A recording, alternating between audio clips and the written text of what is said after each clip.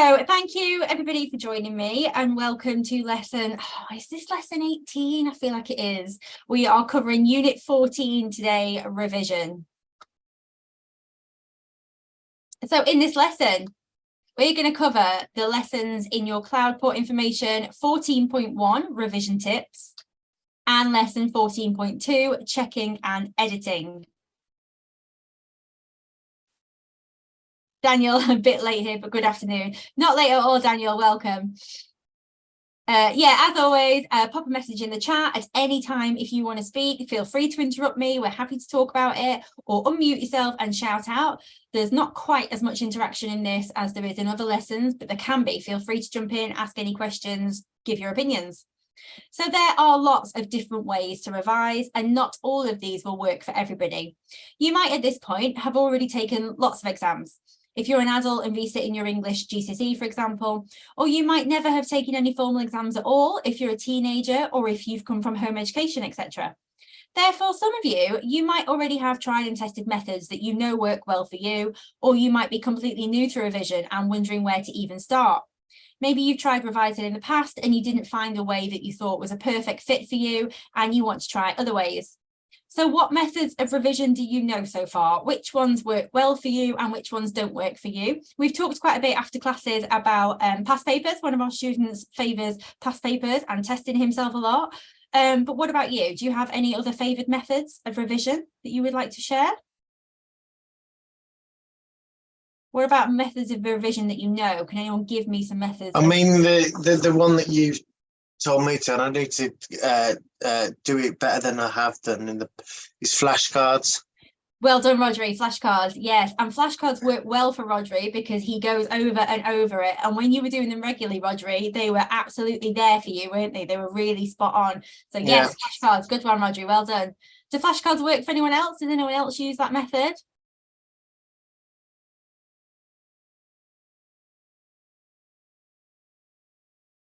We're going to come on to flashcards again soon, and we're going to talk about lots of different methods. Feel free to jump in if you've got one that I've missed or the one that you think needs a good mention.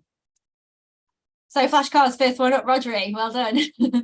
One revision method is indeed flashcards. This is where you take a piece of card, or just a piece of paper will do, and you write one piece of information on this. Make it small, make it a small piece of information, make it snappy. Make it so it just flashes, as it were, flashcards. You just write one piece of information on it, such as a quote or a fact. Or you could write a question on one side, and then you could write the answer to the question on the other side of the flashcard. You'll then go over these regularly every day if possible and test yourself on them. This makes sure the information sticks with you properly as you're revising it daily. One tip I have for flashcards is I like to write a question on one side, the answer on the other, and then when you've got so good at answering these questions that it gets boring, flip the card over and read the answer first. So see if you can guess the questions from the answer. Example of this could be the question, what is a simile? And then on the back, you could have when we compare something to something that it is not, using the words as or like. To begin with, you would read what is a simile, and you can answer this, flip it over and check. And then when you've got really good at this, you'll read the answer first, which would be when we compare something to something that it is not, using as and like, and you would have to think in your mind to what that definition is. One downside to flashcards, though, they don't work as well for English as they do for other subjects. Science or history, where you need to remember lots and lots of facts, these work really well with flashcards, but you can't really revise writing techniques or creative writing or answering exam questions for English using this method. But here are some examples of flashcards that you could write for yourself. You could write alliteration on one side, and then on the other, the repetition of consonant sounds at the start of a word, or personification, attributing human qualities to things or abstract ideas. So yeah, the English language at the very start of this course is great for using for flashcards, but towards the end of the course, especially section C, it does get a bit more difficult. Tabitha has suggested a revision technique, getting questions on the topic. Brilliant one, really good one. Yeah, pass it to your mom or your best friend or your husband or somebody and get them to question you on stuff. See how well you can answer those quick questions. Very, very good. And Meadow, also a good one, explaining the topic to someone else. Yeah, find someone that doesn't know about this and explain it to them and then see if they've understood it, because if you've understood something perfectly, you can teach it. You can be a teacher. So yeah, absolutely that. Explain it to somebody else. And then they'll tell you, I didn't get that bit at all. That bit was really unclear. And then you can go back and revise that bit. That's a really good suggestion. I like that one. Revision notes is another one. This is my personal favorite method of revision. This is the one that works for me. Maybe because I like writing and I like reading and I like words. This one works really well for me. Revision notes can be done in any way you like. The scope for this one is very wide, but the important part is simply the writing or rewriting of information. To rewrite information means you're going over it again and again, and it's settling deeper into your memory, ready for when you need it. The key to revision notes, though, is to make them work for you. If you hate writing, if you lose bits of paper, if you prefer computers, then typing your notes is probably best for you. Programs like OneNote are really good for this. Alternatively, you might be really into stationery and pretty pens like me, in which case pretty notes with different coloured pens and colour coding like the ones in the picture here, they might work really well for you. This is totally the style that I take. I find writing the notes out by hand with the addition of the colours and the visual helps it to stay in my memory. And I thoroughly enjoy writing notes like this. So the joy that I get from that means it's an enjoyable task. It doesn't feel like a hard slog for me. It doesn't feel like I've been working for hours and hours because I make it enjoyable for me.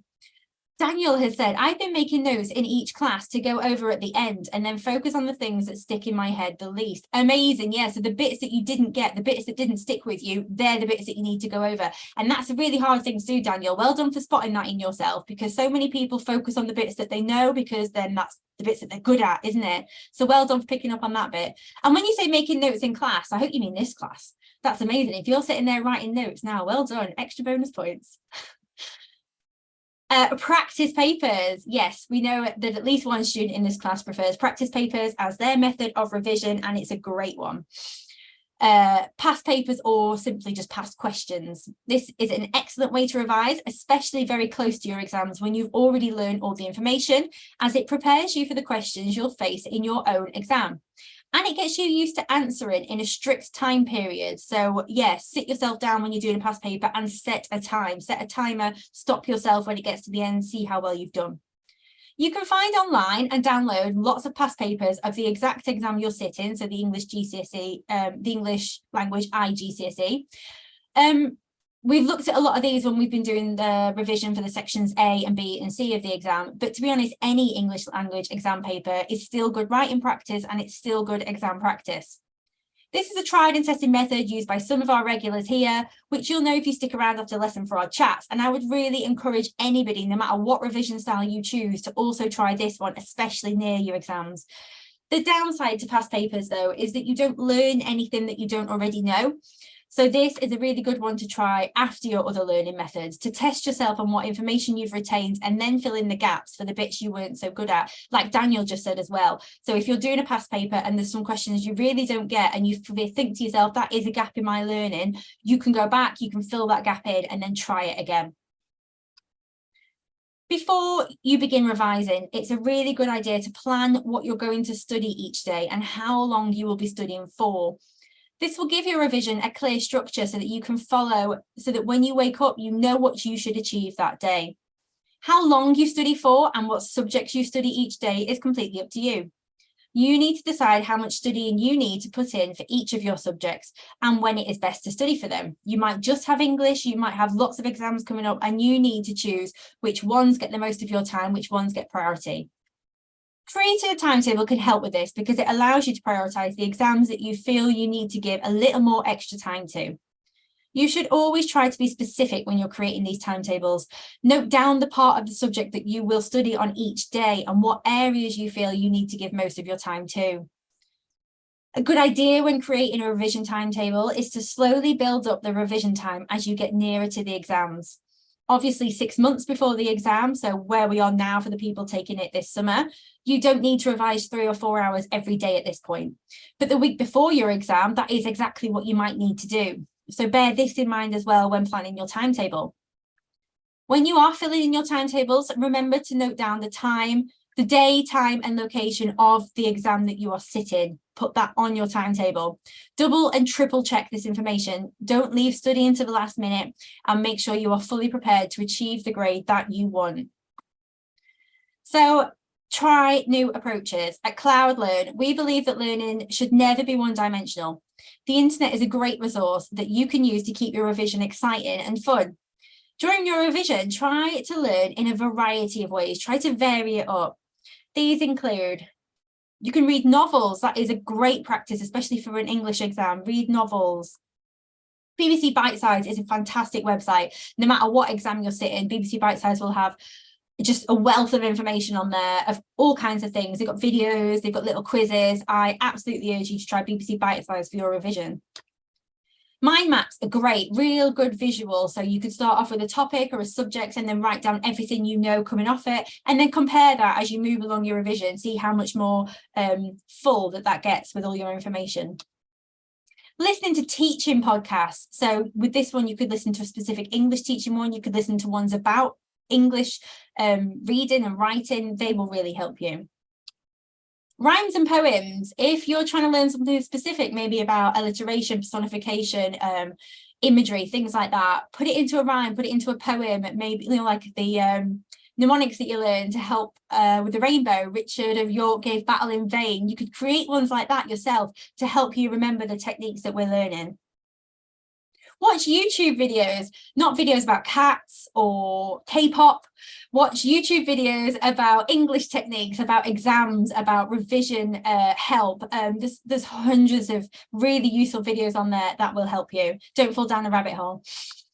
Study groups are fantastic. If you've got friends sitting exams at the same time as you, get together and study.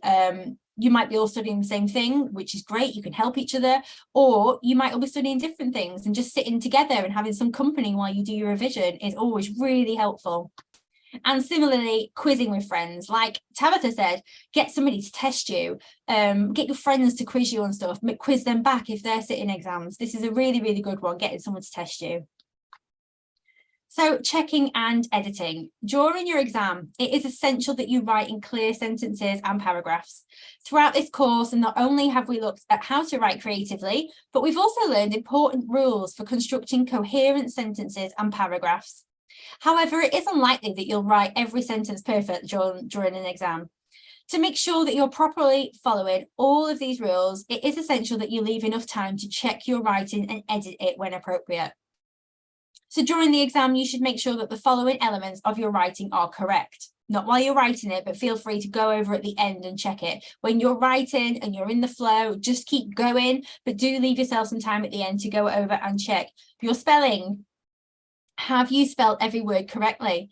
Reread over the spelling portion of the writing skills section. In your Cloudport information, if this is something you have trouble with.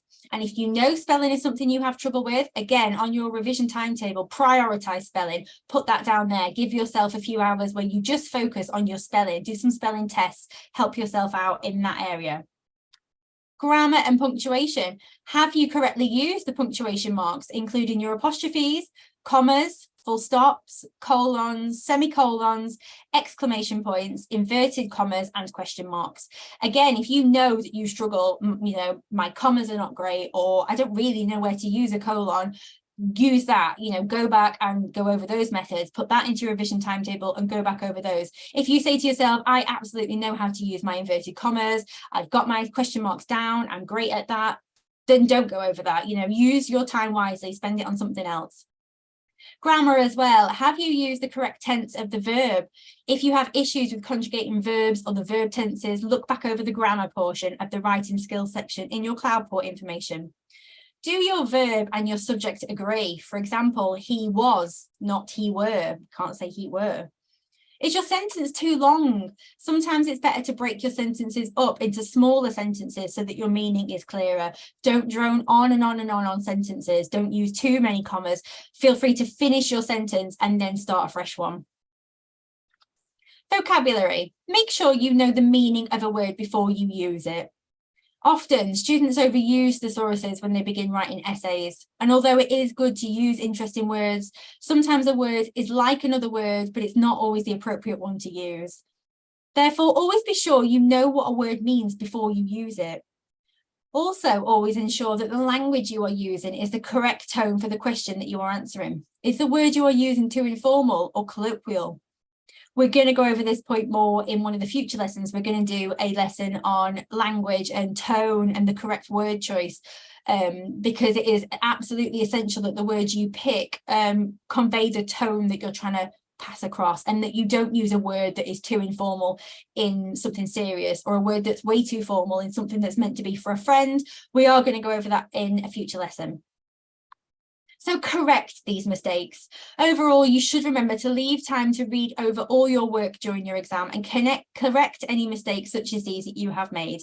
And don't feel bad about going back over your work, reading it, noticing mistakes, crossing it out and writing it again. That is exactly what they're looking for. Can you spot your own mistakes, and do you know how to correct those? So don't feel bad about that. Cross out whole lines if you need to, but do that at the end. Don't do it after each question, because you might not leave yourself enough time at the end to answer the question as well as you deserve. So what have we learned in this lesson today? We've learned, hopefully, to be prepared and to be organised. We've learned to try new approaches that we might not have tried before. We've learned some different methods of revision and the best practices for revising. We've learned what parts of your writing you should check and edit. And that is it for today. Thank you so much. Does anyone think that they've got some revision tips there that came up that they might give a try to that they haven't tried before? Or have you tried anything recently that you think, I'm going to let other people know about that? Feel free to say while the camera is still rolling, and then the people that watch this video back can get some tips of their own. What methods work for you? Or have we mentioned one tonight that you might try?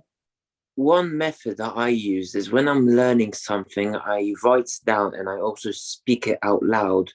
So I say it to myself a couple of times. And as well, before the exam or on your way to the exam, what I've done is I take my papers or stuff with me, like the most important stuff, and I just look over and over and over, even in the exam room, because we had to leave everything downstairs.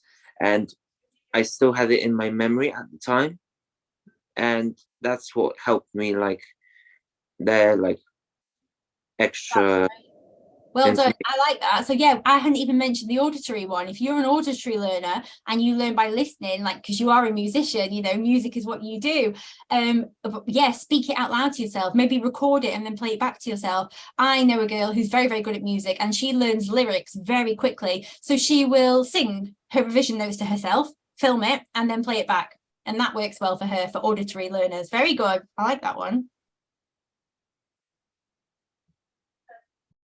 Oh, Darcy, I learned by writing and making notes. Me too. Yeah, that is exactly how I learned, writing and making notes, and then writing it again, but smaller and smaller, so condensing it. So what you learn in class is obviously huge, and then I would write that a bit smaller, and then I would write that again a bit smaller, and you end up going over the most important bits again and again. And it's that repetition, isn't it? It's that going over it, you know, reading something over and over, writing it, listening to it. It's the over and over bit that makes it really go in, isn't it? Like quizzing your friends, you know, you wouldn't just get your friend to quiz you and then go, I got all that right, I'm going to sit the exam in a month. You would keep going over it. Hopefully you would keep going over it and over it.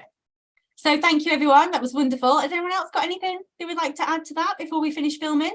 Alex, you're waving at me. You could see you. Hello. Hi, Alex. Teach it to somebody else. Yes, amazing. Yeah, so once you've learned it, quizzing your friends is quite good, but once you've learned something, the best way to get it ingrained in yourself is to tell someone else what you've learned. Very good. That's quite helpful for me because my brother's taught at home, so I can catch him up with things like that. But also sometimes it'll overlap, so that's helpful because I'm bad at maths, and that, you know, stuff like that, it can also help. So I don't know. Yeah. I love that. That's great. Yeah. So you help someone else out, and they're there as well. Yeah. And then, yeah, explain it to somebody else, and if they don't get it, you've not learned it properly, you've not explained it properly. Go over it in a different way, go over it slower, try a different approach, and then you're going over it and over it again. That's a brilliant method. I really like that one. Daniel has written, one of the best things I found is finding your learning style. Absolutely. How do you best take in information? That's it. Yeah. Visually, by doing tasks, listening, reading, etc. What works best really seems to depend on the person. Excellent comment, Daniel. Absolutely brilliant. Yeah, definitely. So listening, we had a comment there that somebody likes to talk to themselves and read the notes out. They learn by listening. I learn visually. I like the notes to look pretty. I've got my gel pens. I've got everything underlined and little pictures. That works really, really well for me. If you color code everything as well, it's supposed to in an exam. If you think about that topic, the colors will come back to you and everything that was in that color will come back to, theoretically. That might work really well for you. Listening, yeah, listening's great. So maybe that sums up, kind of works well with what Alex said. Explain it to somebody else, but maybe get someone to explain it to you. And then by listening, you might be hearing that. And by doing tasks, I like that one. Some of these fit better with other subjects than English, but by doing tasks, I really like that one. Yeah. Nick, visually and audio. So you learn visually and with audio as well. That's great. There are some quizzes online, actually. If you want to search for one, you can find out your personal learning style, what suits your learning style better. Some people do learn better auditory or visually, or lots and lots of different ways of learning. So yeah, go and find your style, the one that suits you. Try lots of those different approaches and you will find the one that sticks, because you are going to do hours and hours and hours and hours of revision. So absolutely mix it up so you don't get bored as well. Thank you so much for coming to the class. Thank you so much for all your tips, and I'm going to end the recording now.